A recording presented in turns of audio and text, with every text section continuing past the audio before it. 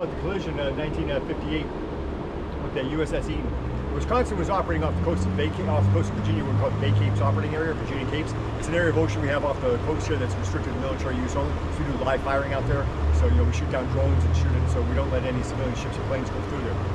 So Wisconsin's out there doing formation scheming. Basically, ships doing their imitation of Blue Angels. So we got the aircraft carrier Coral Sea.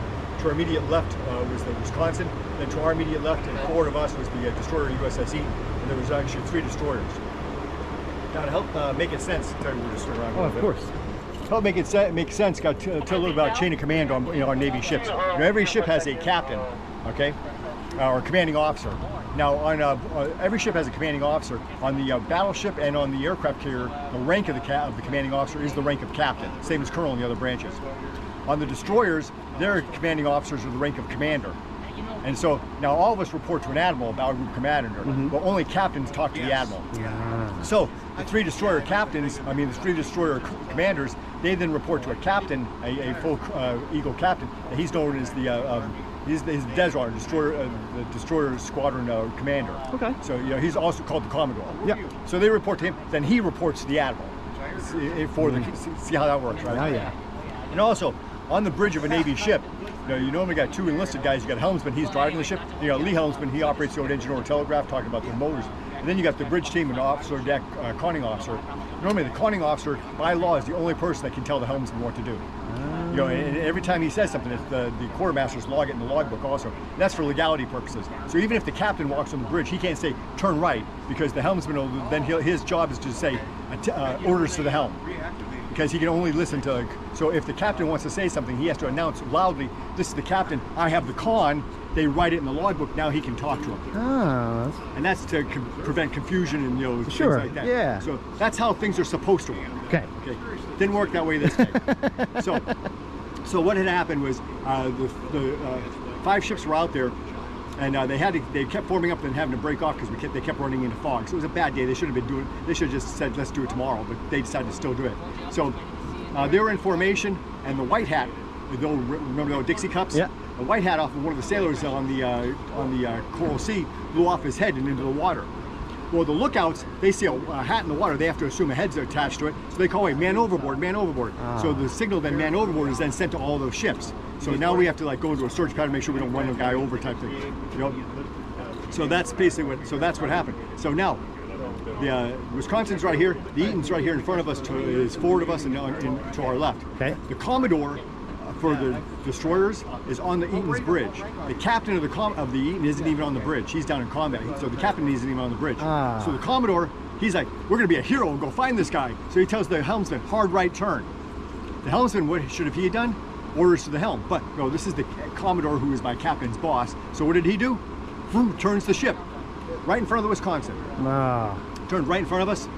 Now I've read the deck logs that they're supposed to keep. I was an officer deck. I used to drive the aircraft carrier Theodore Roosevelt. Okay. So I've actually read so I know how to interpret all these things. So I actually read the deck logs, and the conning officer and the officer deck immediately they put the ship in full reverse. They did everything they should have done to prevent a collision. But we weigh 58,000 tons. We're a Mack truck. We're not a Porsche. Right. We don't have disc brakes. It takes us a while to stop. Sure. And it takes a while for the screws to spin down and then spin back up out. So they put it in full reverse, and she cut the Eaton right, hit the Eaton right in front of the bridge. Almost, I think they knocked the 5-inch gun turret on the front of the Eaton, knocked it off the ship. Oh wow. Almost cut the Eaton in half.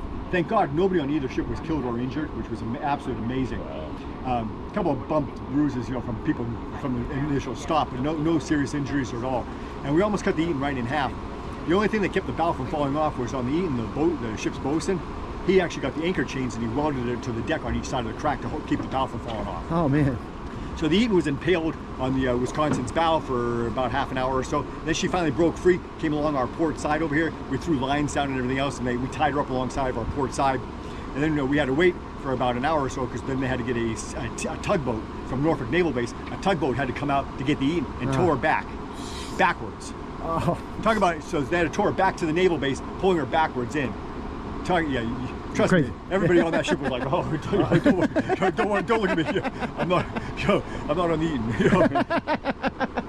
So they towed her in, pulled her into Portsmouth. Now the Wisconsin, They brought her down here to Norfolk Naval Shipyard in Portsmouth. Okay. Right, with the Navy's oldest shipyard down here. Yeah. And they pulled her in down here. Now, the Navy actually contracted to build 6 of these ships.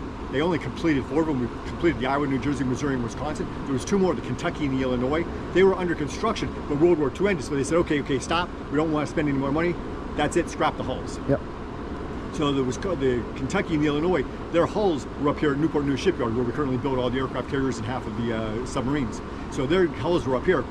So what the Navy did, now these ships were also the first ships that were modular constructed and welded. You know, before this, they were built in the way they'd lay the keel in the dry dock, then one piece at a time they'd rivet it all together to build a ship.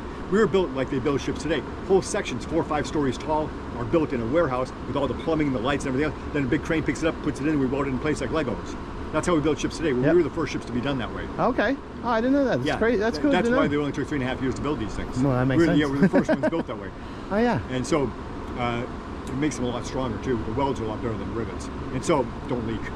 And so what they did is they went up to Newport News Shipyard and they cut the first 68 feet off the bow of the Kentucky, because the Kentucky was completed from the main deck right here all the way down. All she needed to do is put the turrets on and put the superstructure on. Okay. And everything below us was completed. Okay. First 68 feet of the bow, that's a module. So they cut that off the Kentucky, put it on a barge, floated it down the river to Portsmouth Naval Shipyard, cut the first 68 feet off the Wisconsin because it looked like a shark had taken a bite out of our bow, and then they welded the Kentucky's bow on. That's crazy. That's why the call sign of the ship is whiskey, and it's spelled with a capital WIS, capital KY for Wisconsin, Kentucky. Oh, that's why it's whiskey. Yeah, and also and that's why it's a capital W and a capital K for whiskey, Wisconsin, Kentucky. And also, I like that. The best part about that is from the day of the collision, the Wisconsin was repaired and going back to sea 14 days later. Wow. Today it would take 2 years just to get the bloody paperwork done. Yeah, I'm sure, right?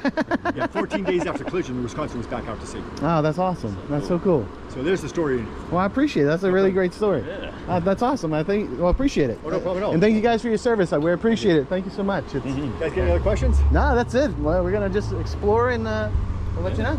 But I appreciate it.